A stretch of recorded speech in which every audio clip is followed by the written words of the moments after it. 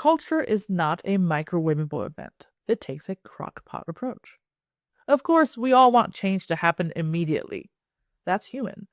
We want to implement better systems and see improvement tomorrow. We want to know that we're on the right track. That makes sense.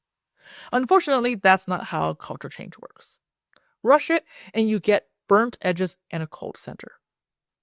Culture change requires a crock pot approach because it takes time and patience.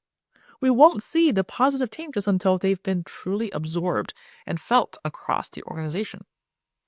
This process requires tweaking in the middle, taste testing, and actively adjusting the flavors as we go.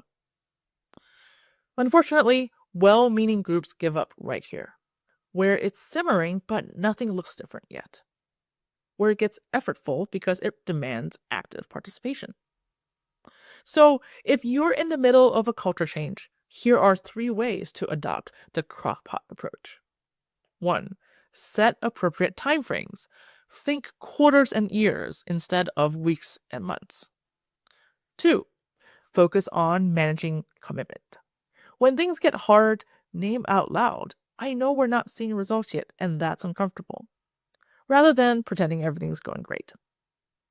And 3, you can document progress. Even the smallest shifts matter. One more person speaking up in a meeting. A conflict addressed directly instead of avoided. These are your tiny increments. Culture change is not a microwavable dinner.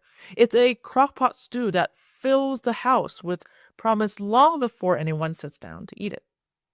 So let's all start cooking. My name is Tiffany Chang, and this is Conductor as CEO, where I'm curious about ideas that help us become better arts leaders. If these ideas resonate with you, please consider signing up in the link below to receive an email with each new blog post sent directly to your inbox. Thank you and have a great day.